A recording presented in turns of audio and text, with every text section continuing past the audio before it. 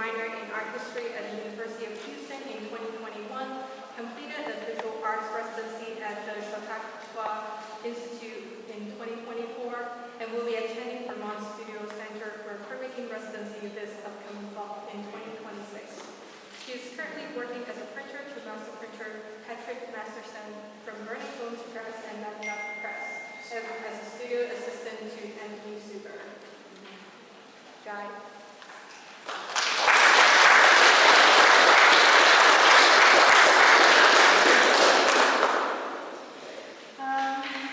I'm very nervous, but I always thought it was going to be cool doing the artist talks, and I always look forward to this, but it is cool, but I'm still nervous. I have a pre-written script because I knew I was going to get nervous, and I'm just going to get blank, so sorry, I'm just reading off the script. Here it goes. I'm going to start with a quote. It's from somewhere. It's from an article that I read from movies and stuff. Architectural spaces have the power to unsettle, not because of what they contain, but because of what they lack. Although my work has been long shaped by my experience with cancer, both my own and now my mother's, the spaces I depict have shifted into emotionally charged sides of grief. They hold not only the weight of illness, but of anticipatory grief, anxiety, dread, mourning, love, and loss.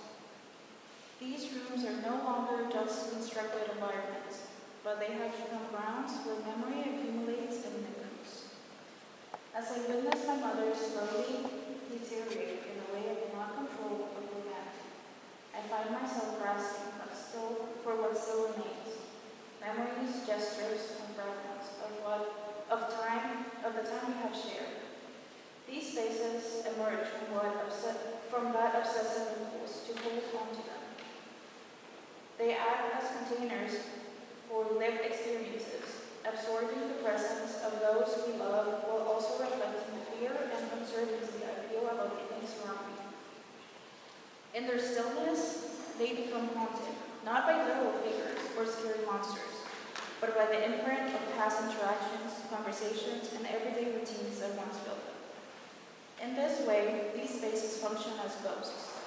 They are echoes of what was, shaped by memory and absence. A living room, a hallway, a staircase. These familiar environments carry the residue of a person's presence, even as that presence begins to fade and even long after they're gone. The sudden loss of my grandmother in September further intensified this shift. It collapsed the distance between anticipation and reality, between fearing loss and experiencing it. These spaces now operate in multiple temporalities at once. They hold the past, reflect the present, and anticipate an inevitable future. They exist in a suspended state, mirroring the emotional liminality of grieving someone who is both here and not here. I'm going to end with a quote from Horror and Architecture by Joshua Komarov and Aunt Kershing. Again, the emphasis here is not the aesthetics, so much as the sensational. The eye becomes, in a very real sense, the window to the soul.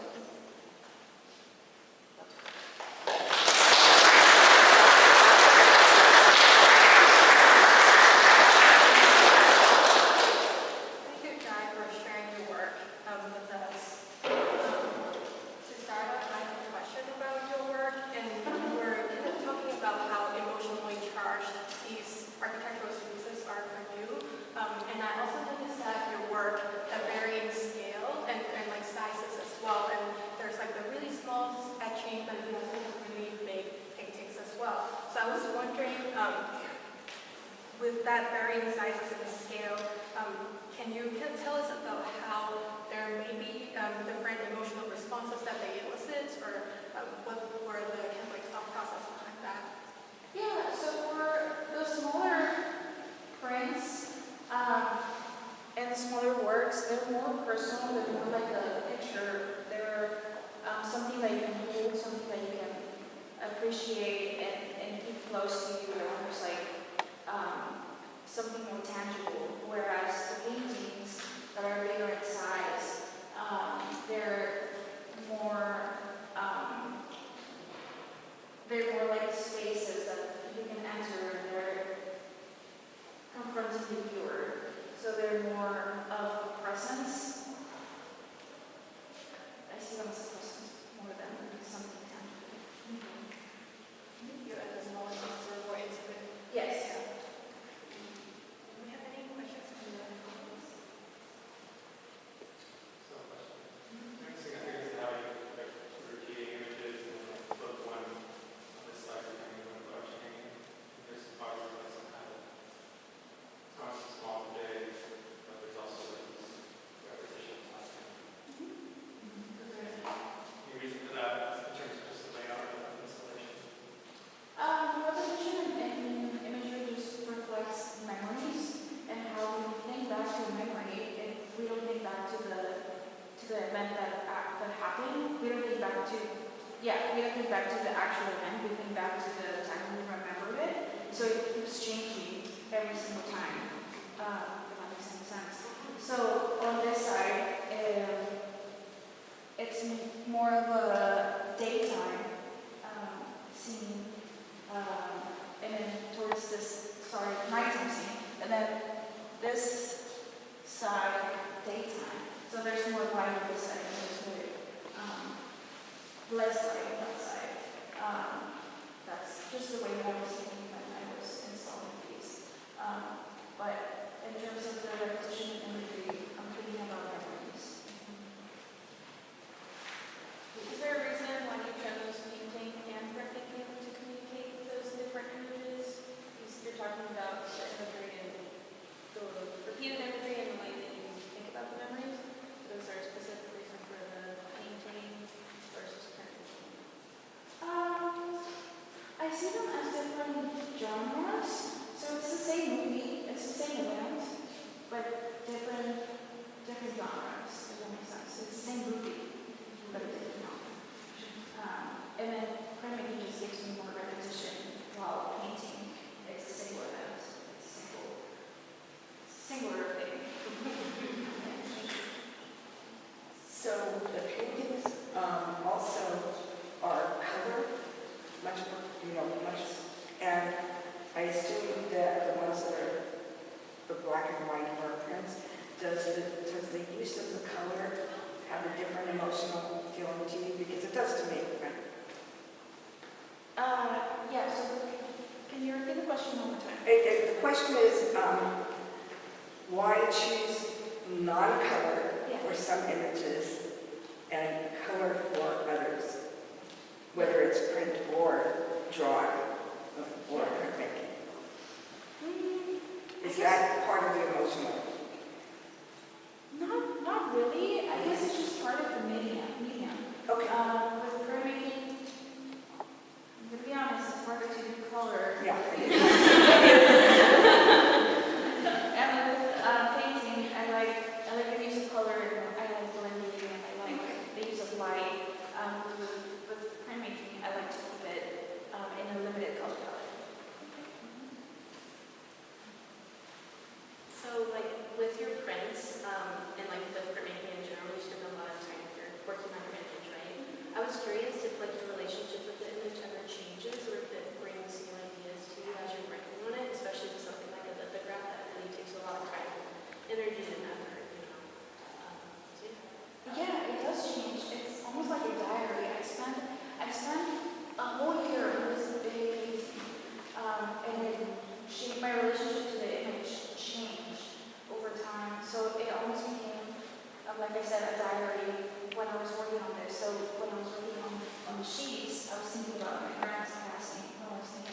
When I was working on the lamp, I was thinking about my relationship with painting, how I hated painting, I wanted to do something else. So different parts of the painting or different parts of the image changes over time, just because I spend so much time looking at the image and working on the piece.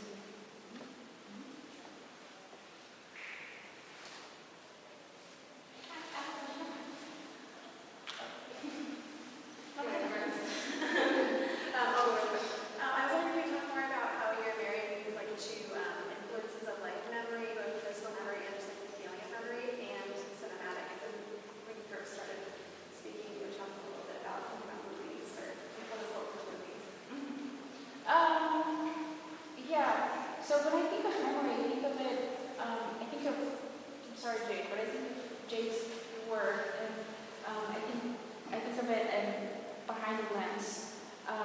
But my influence in film, I like that it's everything so, the color is so saturated, and I want to emulate that, and I want to emulate the feeling and the mood in movies, especially the horror genre. So instead of softening all the edges and making it more like, feel more like a memory, I want to capture the event that happened in my memory of the space rather than the look of the memory per se. So the painting that you're standing directly from the lamp, I noticed that one is like, yeah, that one is distorted compared to these other ones. It made me think about the ways that maybe you would look at a room if you were counting. Was that your intention behind that one, or? No, I don't know when you started with this painting. I quit painting for like 2 weeks. Because of that big painting, and I thought I was going to be painting everything, and I was set on never painting again. So I started doing a study and playing with the image on Photoshop and distorting it, and just messing with the image rather than doing a straight translation for painting from image to painting. And I also started doing oil. That was my way of getting crazy with painting.